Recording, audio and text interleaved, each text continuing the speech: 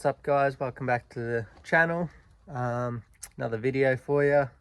Yesterday I went to Melbourne and picked up a few goodies. I got this cordless huck gun. It's a Milwaukee huck combo thing, BV 4500. So Milwaukee make it for, no, Makita, sorry.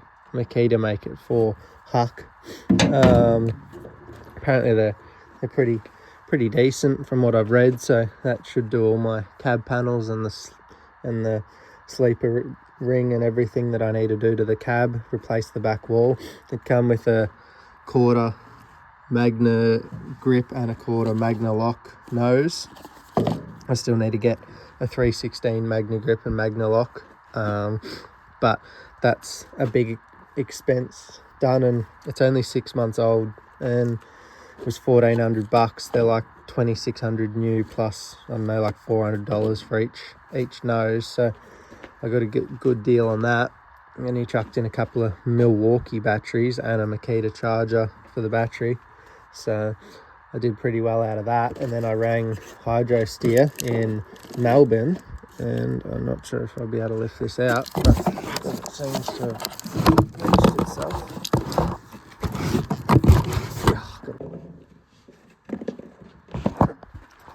So I got my steering pump back. Yeah, so they put a new cartridge in it and ran it up, and it made 1100 psi, and then they put a new forget what he called it, control valve under one of these, and got it up to 1900 psi. So it's gonna be well and truly a lot better than it was.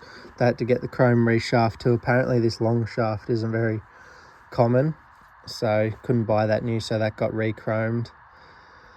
Yeah, so it should be good. I should be able to stick that back on, and hopefully my steering is finally good to go.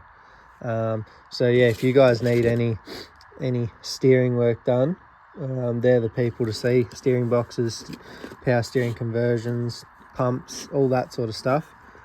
Hydro Steer, there's their number and their locations. They're super helpful. I was dealing with Chris at Bayswater and John, I think it was, at Laverton, and yeah, they were super helpful.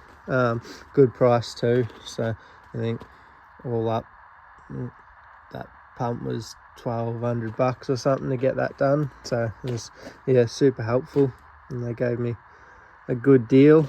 So yeah, can't complain. So now I can fit I'm on the last airbag. I got 4 new shockers to go on, 4 rear boosters to go on, so I can do those, and then hopefully we can take it for a drive and it's all steering good and don't have any issues. So, and then we might be able to go pick up the excavator and dozer that's sitting up the road, because it finished on the job up there. So that's my plan anyway. So yeah, we'll get stuck into it and do a little bit. So I'm going to put this all back to how it needs to be, get rid of me tap and gauge, and I need to tee this one back into the return filter, because at the moment the pump's just returning straight into the reservoir. That's got a new filter in it from the other day, but I'm going to drain that and put new oil in it. Now it's all been flushed out. I don't want to run anything bad through the pump. I've got the new supply hose to fix that old crappy one. So that's the plan, and then after I've done all that, we'll bolt the pump back on and it should be good to go, hopefully, and we'll give it a test.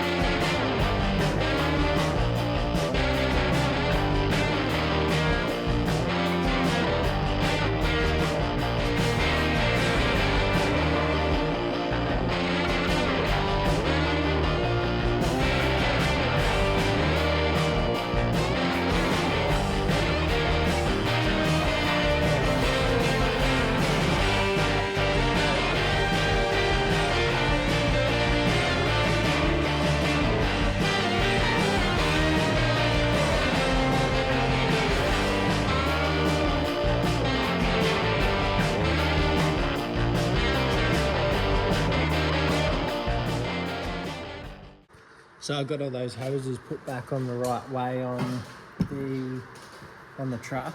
Now I'm just gonna get ready to put this back together. If I can find all my bits.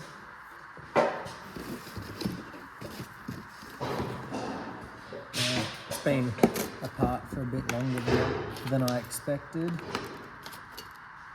but you get that. When you can't get bits. I went back and watched my video. The long side of this gear faces the engine. So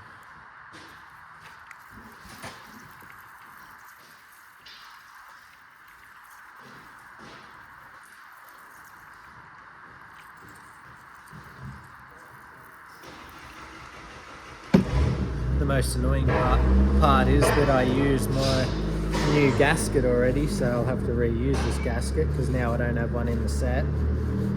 But it wasn't on there for that long, so it's still reasonably soft, and it just pulled apart in one spot, which isn't too bad. I'll just put a bit of silicone on it, a small amount.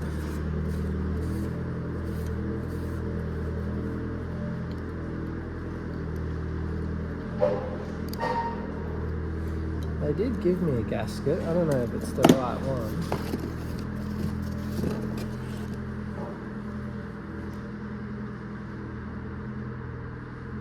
Oh, yep, that should work.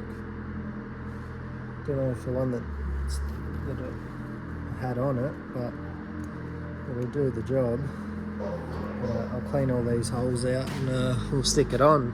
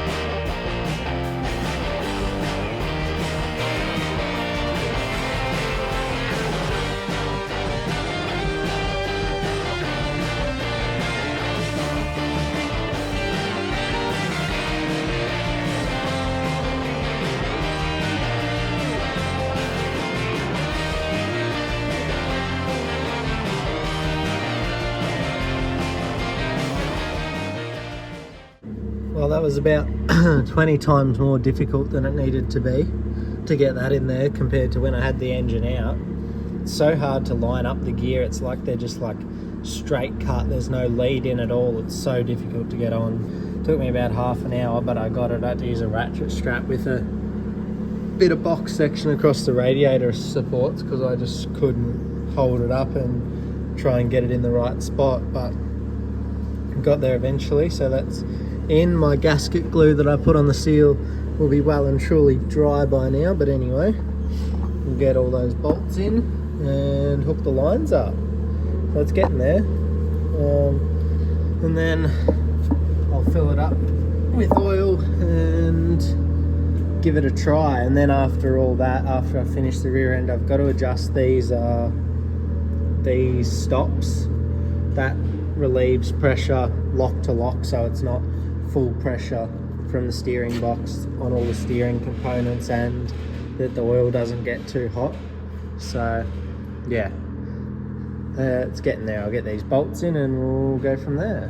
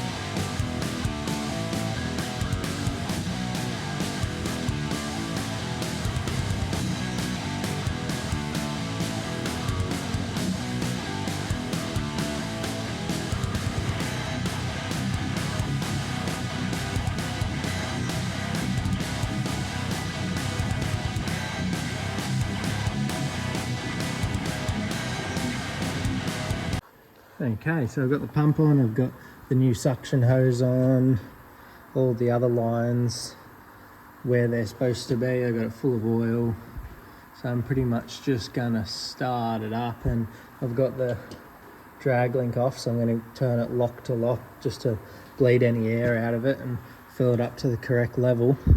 And then I'll put that back on and see if it turns easier. Hopefully it does.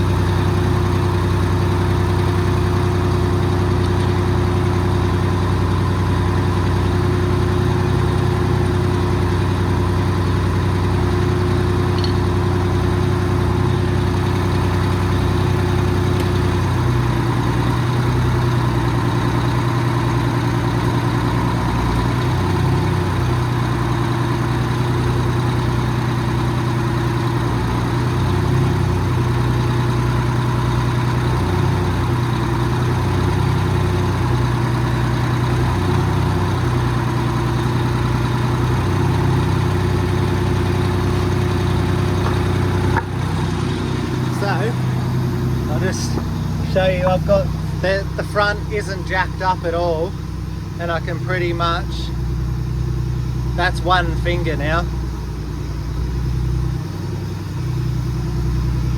just one finger on the spot.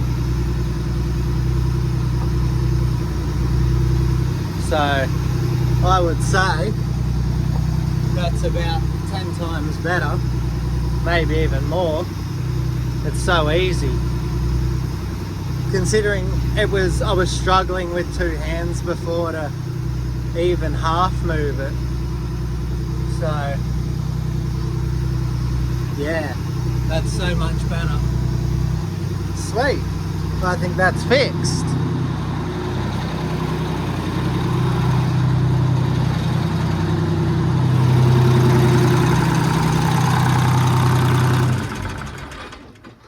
I need to hook the electric stopper back up since I saw that it in a video or two ago. But that's good, I'm impressed, that turns so much easier. So I'm really happy with how that new pump went. That's, yeah, so much better than it was, and I was pretty worried about that. It was sort of a bit of an issue, but I'm glad that's sorted now. So like I said at the start of the video, if any of you guys need any steering stuff done, steering boxes, pitman arms, drag links, tie rod ends, pumps, whatever, Hydro Steer is by far the best place. They were super helpful. Everything was easy. So yeah, can't go wrong with them. I've got all the airbags in. 8 of them felt like it took forever, and some were seized in there, and they were just a pain, but it's got 8 new airbags in there. So that's good. Now I've just we've got new shockers to go on. The genuine ones were like $390 each.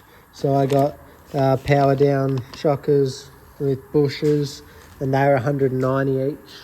And there's 4 of those. I've got to fix the mounts. You can see they're pretty butchered. So we will sort them out.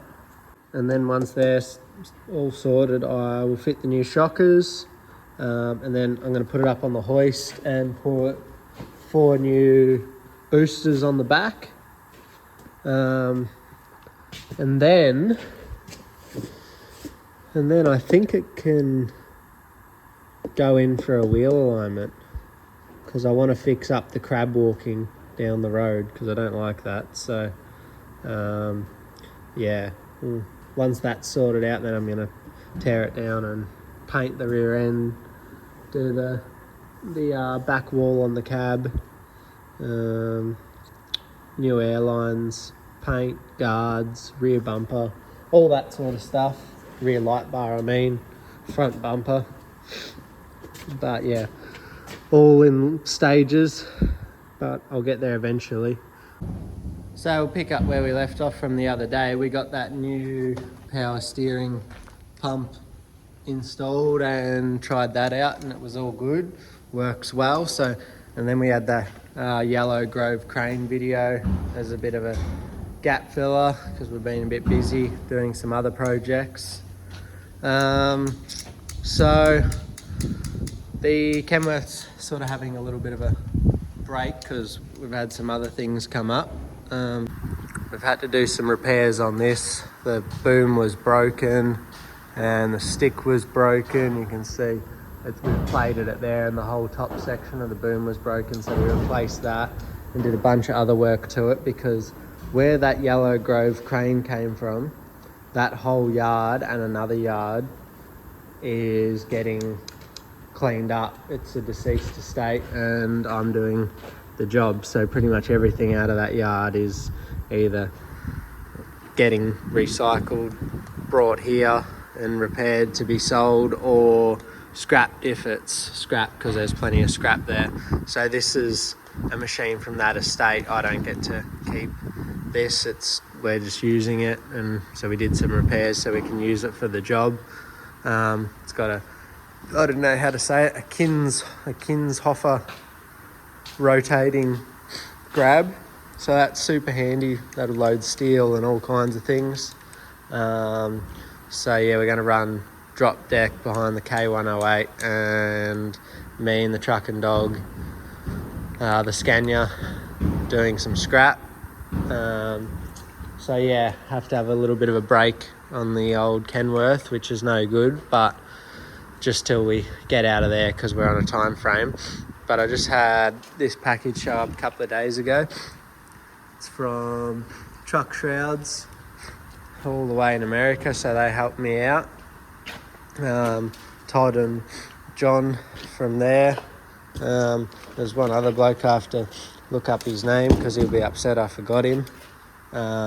Alex, that's who. Those 3 guys, they're super good to deal with. I spoke to them on the phone, and hopefully we can do some more in the future. They pretty much do all Peterbilt panels. I'll have a catalogue up at some point of what they do, but they do obviously radiator shrouds, Peterbilt panels, and all the aluminium panels and everything, skins, all that. And they also do the uni-built rings. So what's in here is a big hole conversion to solve my bunk problem. So the whole back wall of the cab, that's another present I got off another bloke, Crash, he's a good bloke, and he gave me some fans too, so thanks to him. That's going to sit between the seat, be like my little esky in there. So apparently they got released when one of the Legend series come out. I'll get it out in a minute and show you.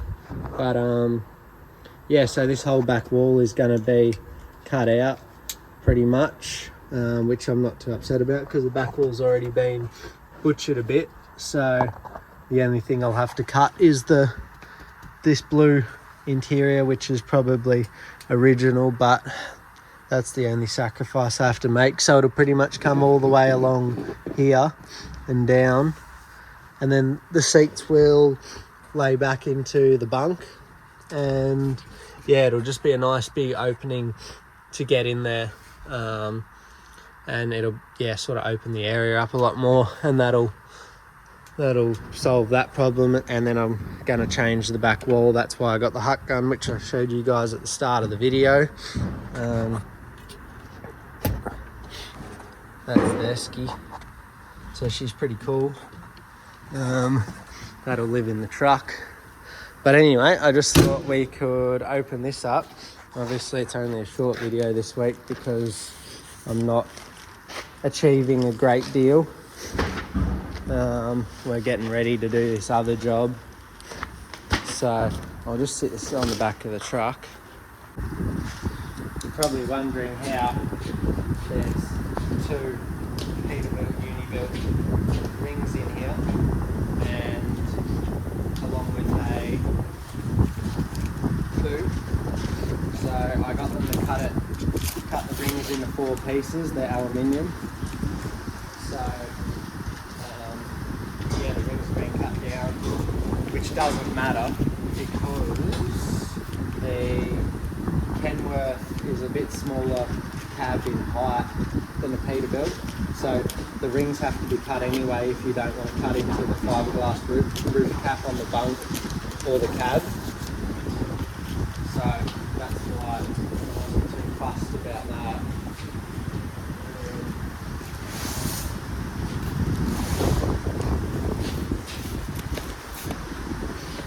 So I'm going to figure out how they've got this sealed up. Right. Wait before I stuff myself in the face.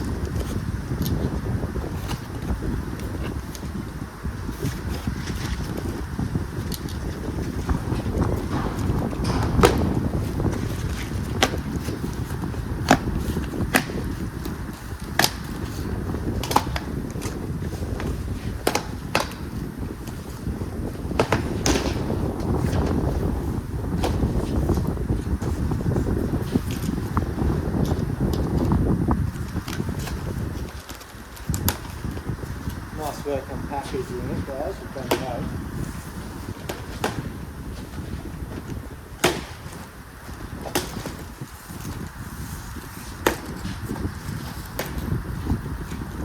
Oh, look at that. See? Even got park taillights. So I'll show you guys that in a minute. We've got a whole box of hucks here. Yeah, there's rubbish blowing everywhere.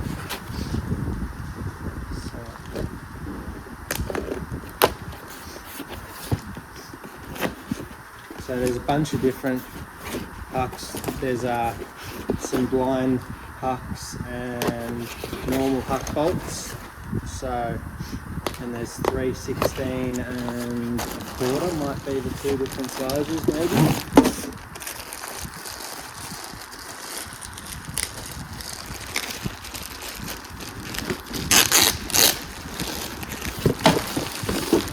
So I'll show you what we've got here.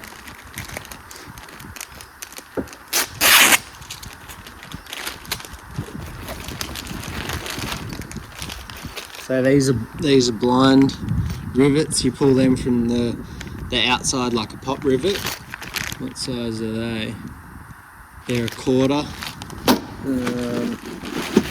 Then we have huck bolts. What size? They're 3/16 and 3/16 collars. So you poke that through from the outside, and then on the inside you put one of these on, and the huck gun pulls it from the inside. And we've got the bigger 1/4, I gather. Yep, 1/4 hucks. And there must be one of these 3/16. I don't know, there's only 5 of those, so they must go in a specific spot, which I haven't figured out yet because I haven't looked into it all just yet. But this came a lot quicker than I expected. It was like under a week or something to get them, so I wasn't expecting to get it that quick. So that's the hucks. Heaps of part payloads. We'll have a look through one of those in a minute.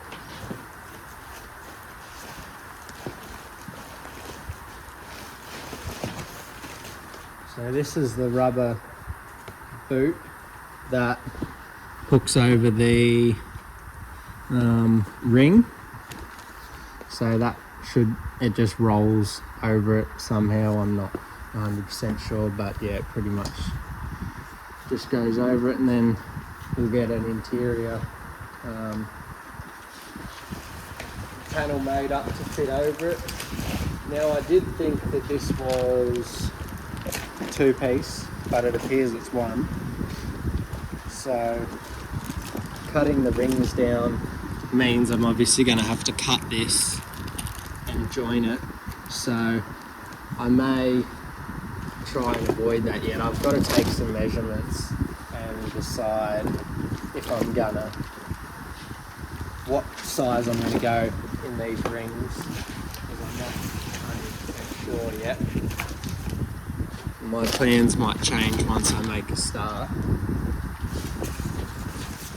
And then these rings come pre-drilled.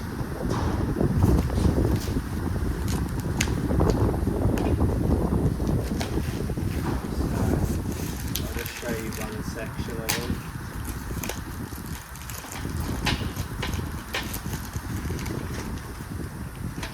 I think they even numbered it so I can, if I need to put it back together the way they were cut apart, which will probably make it a fair bit easier. Yes, they did. They numbered it and labelled it. Good work. They were super good to do with enough time and everything.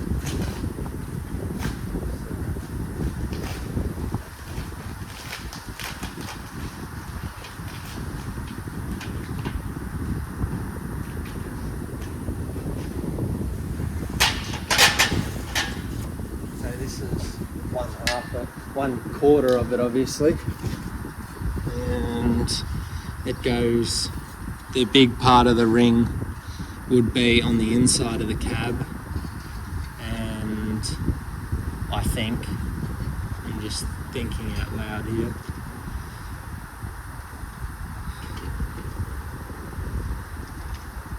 yeah, so I'd say it would go on the inside. If we're looking at the back wall of the cab, it would be on the big flange on the inside, and then yeah, then maybe these holes go to the outside. But obviously I'll have to look into that and see. They've already been welded anyway, so they've just cut it straight through the welds for me, and I can just weld it back together. So that'll be no big deal. But that's what we got in that box. So boot, box of hucks, and 8 pieces of ring that will make 2 complete rings. That will give me a big hole conversion in the back of the cab and in the front of the bunk. I'll just show you guys a catalogue, because hopefully I'll be able to do some more with these guys in the future. It's a bit windy. Let me move, hang on. That's annoying me. So I'll just flick through quickly. It's mostly Peterbilt stuff and a bit of Kenworth, because you've obviously got different fan shrouds that they do. I haven't had this is the first time I've looked through here, so I'm reading as we go. And then you've got like all the hood panels, grille, headlights, short and long hood stuff. So if you had a short hood and you wanted to convert it to a long hood, that'd be no worries. You've got front fenders.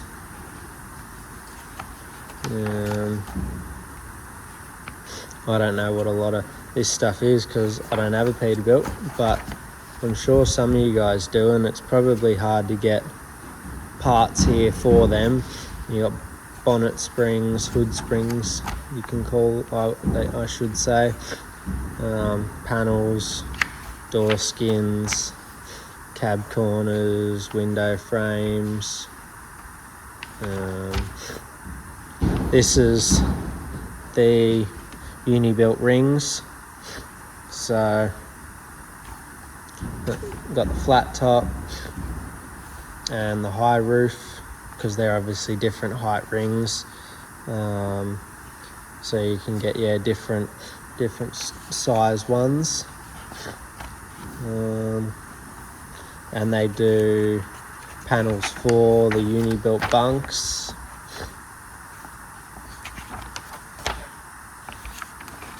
All the different size bunks and the different generations too. So that's a high ring there. You can see it goes way up into the roof cap, and then that's a low roof. It doesn't really go into the roof cap, but apparently the Kenworth ones will need to. Door handles and latches, more windows and window frames, little big hood conversion. So I think on the short hood trucks, it flattens it out so it's not so steep. So that's a pretty good idea. So that comes as a kit, and then they just got general hood parts. They do genuine Huck guns and noses. Obviously the genuine Huck stuff's pretty pricey, and I found that Makita Huck gun, apparently they're not too bad from what I read. So that's why I got that.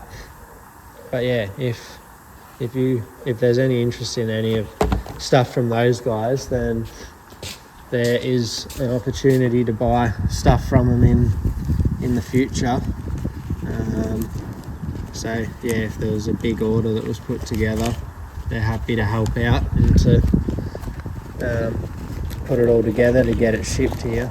So we will, if anyone needs anything, reach out. I might put my email in the video somewhere so you guys can let me know if that's something you'd be interested in. If you got a Pete and it's hard to find bits, because obviously everything's got to be imported. We can't just go to Packer or Kenworth here and buy some bits, so makes it a bit more difficult.